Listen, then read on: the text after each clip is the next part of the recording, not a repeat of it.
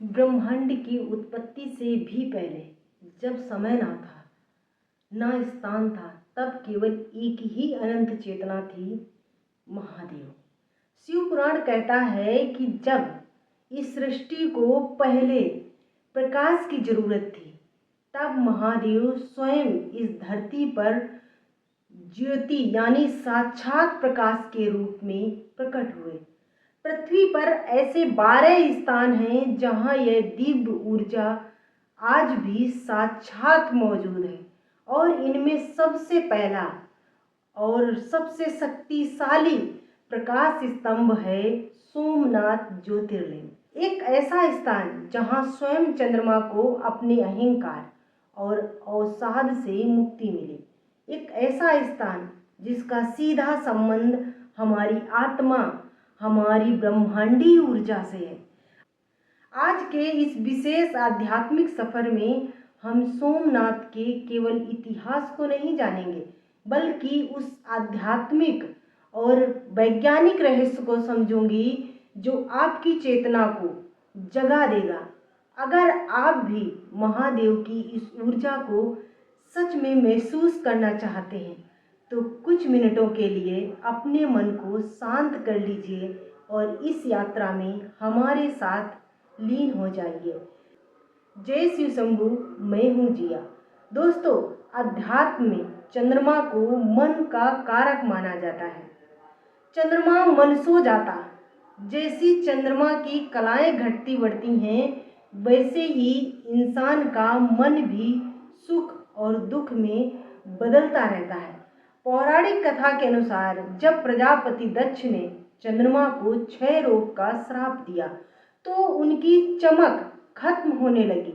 आध्यात्मिक दृष्टि से देखें तो यह श्राप कुछ और नहीं, बल्कि अहंकार और आसक्ति का परिणाम था। जब चंद्रमा अपनी एक पत्नी रोहिणी के प्रति अत्यधिक आसक्त हो गए और बाकी 26 पत्नियों, जो कि 27 नक्षत्र कहे जाते हैं भी, की उपेक्षा की, तो उनका मानसिक संतुलन और तेज घटने लगा। जब मन पूरी तरह अहंकार में डूब गया, तब ब्रह्मा जी ने चंद्रमा को रास्ता दिखाया। उन्होंने कहा, प्रभास क्षेत्र में जाओ, क्योंकि वह भूमि साक्षात चेतना की भूमि है।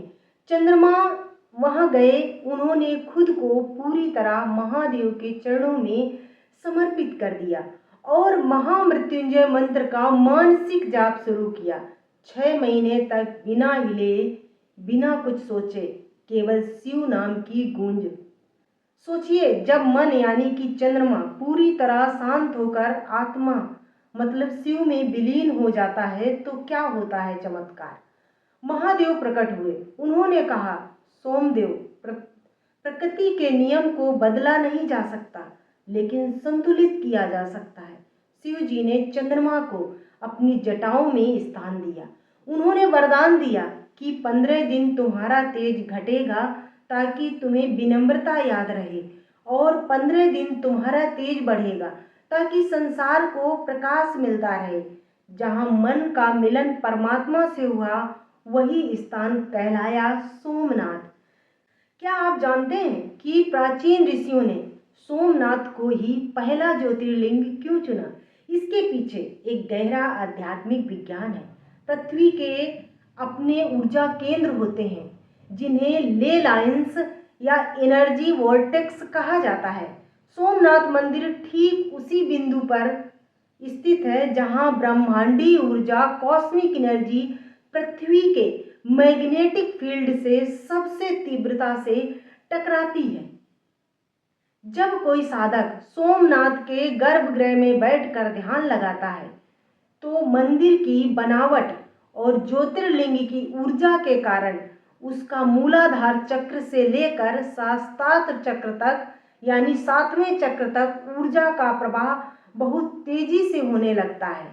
यही कारण है कि यहाँ आने वाले हर भक्त को एक अजीब सी शांति और मानसिक शक्ति का अनुभव होता है। यहाँ आकर मन के सारे तनाव, डिप्रेशन और नकारात्मक विचार वैसे ही गायब हो जाते हैं जैसे चंद्रमा का अवसाद दूर हो गया था। इस मंदिर के प्रांगण में खड़ा बाण स्तंभ केवल भूगोल का अजूबा नहीं है, यह सनातन धर्म की ब्रह्मांडी ज्यामिति का प्रमाण है। इस स्तंभ पर लिखा है, आस मुद्रांश दक्षिण ध्रुव पर्यंत अबाधित ज्योतिर्मार्गम, यानी इस दिशा में सीधे दक्षिण ध्रुव तक पानी के अलावा कुछ नहीं है। आध्यात्मिक दृष्टि से इसका मतलब समझिए तो हमारे ऋषियों को पता था कि पृथ्वी का उत्तरी ध्रुव और दक्षिणी ध्रुव ऊर्जा के दो सबसे बड़े केंद्र हैं। सोमनाथ से दक्षिणी ध्रुव तक की यह सीधी रेखा एक प्रकाश मार्ग है जो पृथ्वी का अदृश्य ऊर्जा तरंगों को संतुलित करती है। इसे अबाधित ज्योतिर्मार्ग इसलिए कहा गया क्योंकि इस मार्ग पर कोई भी भौतिक रुकावट नहीं है, जिससे ब्रह्मांडी चेतना सीधे सोमनाथ ज्योतिर्लिंग के माध्यम से पृथ्वी के भीतर प्रवेश कर सके। इतिहास गवाह है कि इस मंदिर को भौतिक रूप से मिटाने के लिए कई बार हिंसक प्रयास किए गए। गजनवी से लेकर औरंगजेब तक सोने की लालच और नफरत की तलवारें लेकर कई आए, लेकिन अध्यात्म हमें सिखाता है, नैनम छिद्रंती शस्त्राणि नैनम दहती पावका, आत्मा को न तलवार काट सकती है न आग जला सकती है। सोमनाथ मंदिर सनातन धर्म की उसी अमर आत्मा का प्रतीक है। शरीर को तोड़ा जा सकता है, लेकिन जो आस्था, जो चेतना लोगों के दिलों में है, उसे कोई औरंगजेब या गजनवी कभी नहीं मिटा सका। हर बार जब यह मंदिर टूटा, यह और अधिक भव्य होकर उठ खड़ा हुआ। साल 1951 में जब नए मंदिर की प्राण प्रतिष्ठा हुई तो यह साबित हो गया कि सत्य और शिव को कभी दबाया नहीं जा सकता, वह शाश्वत है, अनंत है। तो दोस्तों, सोमनाथ ज्योतिर्लिंग की यह यात्रा हमें सिखाती है कि जीवन में चाहे कितना भी अहंकार क्यों ना आ जाए, चाहे आपके हालात आपको कितना भी तोड़ दें, अगर आप अपनी अंतरात्मा यानी अपने भीतर के शिव से जुड़ जाते हैं तो आप फिर से उठ खड़े हो सकते हैं। सोमनाथ का संदेश भी यही है, अपने भीतर के प्रकाश को कभी बुझने मत दीजिए। आंख बंद कीजिए और मन ही मन महसूस कीजिए कि सोमनाथ के पहले प्रकाश की किरणें आपके भीतर समा रही हैं। अगर आपको आज का ये आध्यात्मिक सफर पसंद आया हो तो कमेंट बॉक्स में हर हर महादेव या ओम नमः शिवाय लिखना बिल्कुल ना भूलें। इस दिव्य जानकारी को अपने प्रियजनों के साथ शेयर करें और हमारे इस आध्यात्मिक परिवार का हिस्सा बनने के लिए चैनल को सब्सक्राइब जरूर कीजिए। मिलती हूँ अगली वीडियो में किसी और पवित्र ज्योतिर्लिंग की दिव्य ऊर्जा के साथ। तब तक के लिए शिव ही सत्य है, शिव ही सुंदर है।